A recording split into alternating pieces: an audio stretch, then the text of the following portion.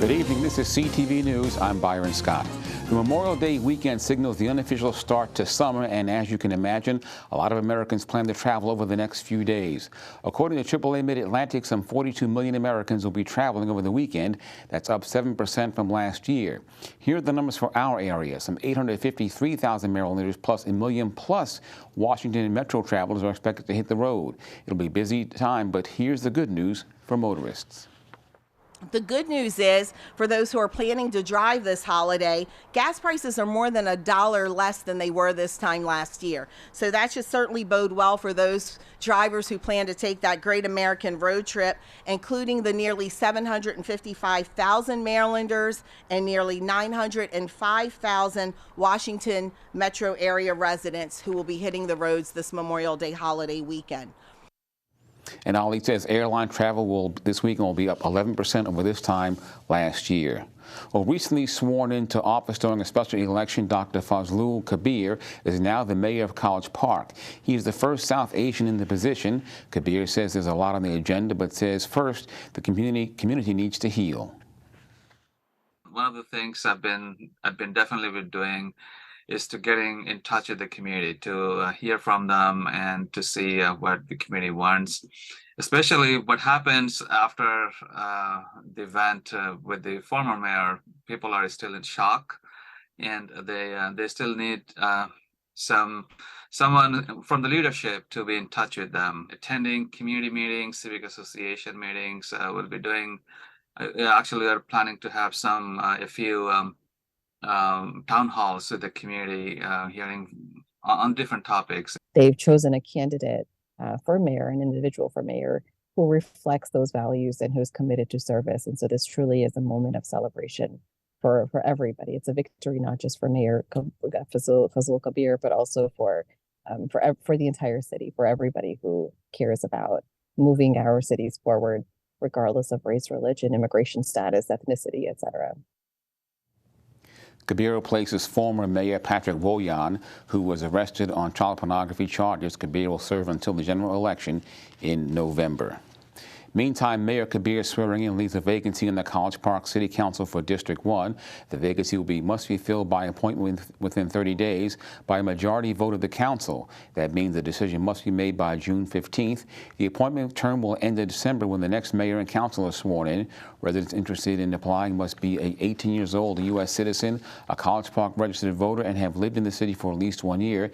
Deadline to apply is June 1st at noon. For more information, go to collegepark.gov. And a recent crime wave in Montgomery County prompts leaders to pass legislation focused on improving safety. County Executive Mark Eldridge signed the Late Night Business Safety Plan bill this afternoon. The measure calls on businesses open past midnight on a regular basis to submit a safety plan for review. I'm somebody that wants businesses to prosper, but I'm also somebody that realizes that if you want your business to prosper, it has to be safe. It has to be safe for you. It has to be safe for your patrons. It has to be safe for the neighborhood. I think this is beneficial for everyone, not only just the businesses and their patrons, their employees, but also those residents who live in those communities where this will occur in the late night. So we're grateful that we are going to be able to work with our business community, and grateful for those who have already jumped on board and have really come up with great plans. Montgomery County Police have recently stepped up their patrols in downtown Silver Spring and Wheaton following a spate of violent incidents. And the entertainment world loses a legend. Music icon Tina Turner has died at the age of 83. A spokesperson says she died peacefully at her home in Switzerland today after a long illness. Turner won 12 Grammy Awards, was inducted into the Rock and Roll Hall of Fame. Some of her hits include Private Dancer, Proud Mary, and What's Love Got to Do with It. And you're watching CTV News. I'm Byron Scott. More news in a bit. Stay tuned.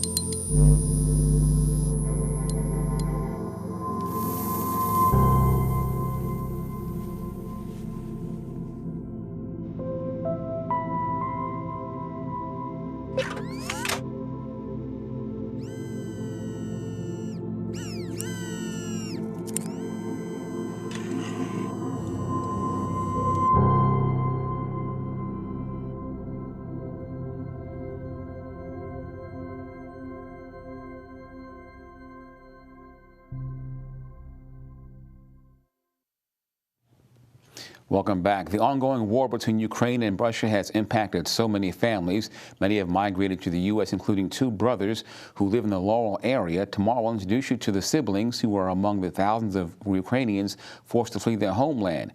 Now the twins have settled here in the U.S. and are set to graduate from Laurel High School in just a few days. Make sure to tune in for their story tomorrow. And the month of May is Asian American and Pacific Islanders Heritage Month. It's a time to celebrate the achievements and remember the struggles endured by Asian Americans, Native Americans, and Pacific Islanders. CTV spoke today with Lieutenant Governor Aruna Miller, the state's first Indian American to hold that post, about the importance of the month. Myself, I'm an immigrant to this country as an Asian, and so I know that every ethnic group has its own unique challenges. And I can tell you, in the situation with the Asian American, Native Hawaiian, Pacific Islander, group, there's unique challenges there. And what we're excited about is that we are, for the first time, going to be funding the Office of Immigration Services at the state level, because we understand that immigrants come with unique needs, language being one of them, and possibly distrust in government. And so we're hoping that this will help them navigate through government and to really engage them in our democracy. Asian American and Pacific Islanders Heritage Month goes through May 31st. Well, Maryland joins 47 other states and D.C. in filing a lawsuit against the company over illegal robocalls. The suit alleges that the company, Avid Telecom, initiated and facilitated billions of illegal calls in the violation of the Telephone Consumer Protection Act and other federal and state laws. The attorneys general allege that Avid Telecom sent or attempted to transmit more than 24 billion calls. Nationwide, more than 7 billion of those went to phone numbers on the Do Not Call registry.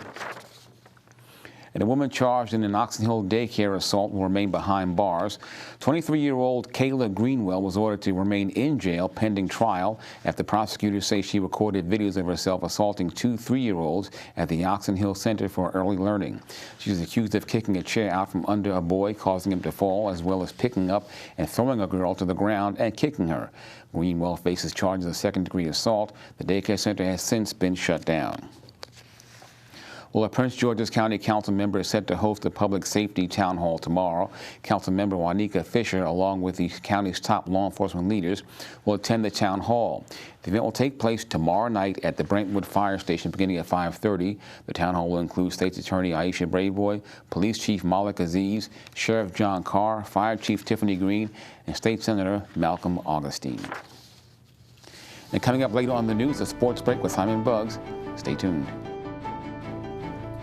Hey there, sports fans, and coming up soon, head coach Ron Rivera speaks to the media about the Washington Commanders OTA workouts and also the results of the Orioles, Nationals, and Washington Mystics games that were played yesterday. Stay tuned. We're here to save the lives of those who are in treatment, and we're here to make sure the lives we save can be lived to the fullest. LLS really supported a lot of the treatment I received. I don't think, honestly, I would be here without LLS today. There's real meaning in this. It's an overwhelming feeling to know that you're not alone in the fight. Together, we are the light that will cure cancer. Together, we will light the night.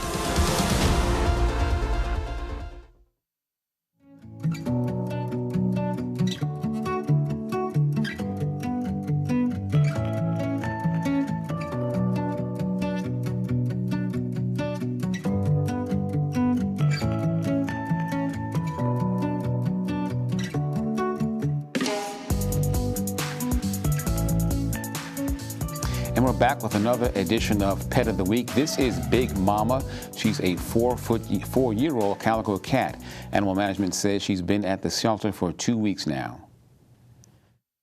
She really needs to go into a home as soon as possible just because she's a little bit overweight, and because our cage space is so minimal, she isn't able to get the exercise that she needs to kind of drop some pounds. Ideally, she would be perfect in any type of home. She's loving, friendly, she loves pets. We want her to lose a couple pounds just because of health reasons. And if you want to adopt Big Mama, call Animal Management at 301-780-7201.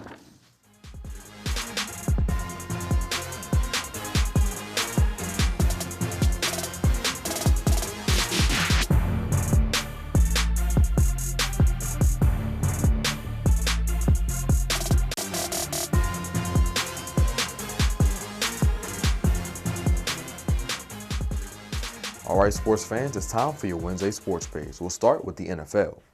The Washington Commanders OTA workouts are officially underway. This gives coaches a chance to see rookies and veterans on the field together. Head coach Ron Rivera talks about what he's liked from the rookies so far. Well, the biggest thing right now is that you see those guys assimilating to the way we do things, assimilating to the groups that they're in.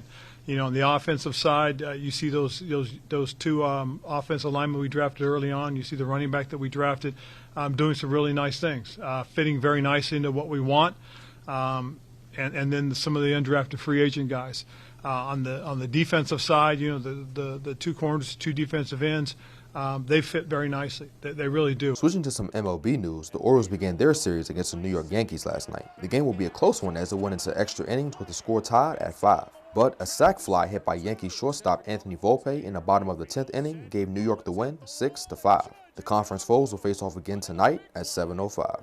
Moving to the Nationals, they began the series yesterday against the San Diego Padres. The Nats started the game off slow and could never recover as they didn't score until the 5th inning. The game ended 7-4 in favor of the Padres. The next game will be played tonight at 7:05 as well. Now for some WNBA news, the Washington Mystics took the court versus the Connecticut Sun last night. And unfortunately, they will lose again, this time 88-81. The Mystics struggled shooting, converting on less than 30% of their three-point shots and 42% from the field overall. They will take the court against the Chicago Sky on Friday. Meanwhile, congratulations to the UMD baseball team as they took down Michigan State last night in the Big Ten tournament. The Terps will take the diamond next against the winner of the Nebraska-Rutgers matchup tomorrow at 7 o'clock. And that is your Wednesday sports page. Simon Buggs, CTV Sports.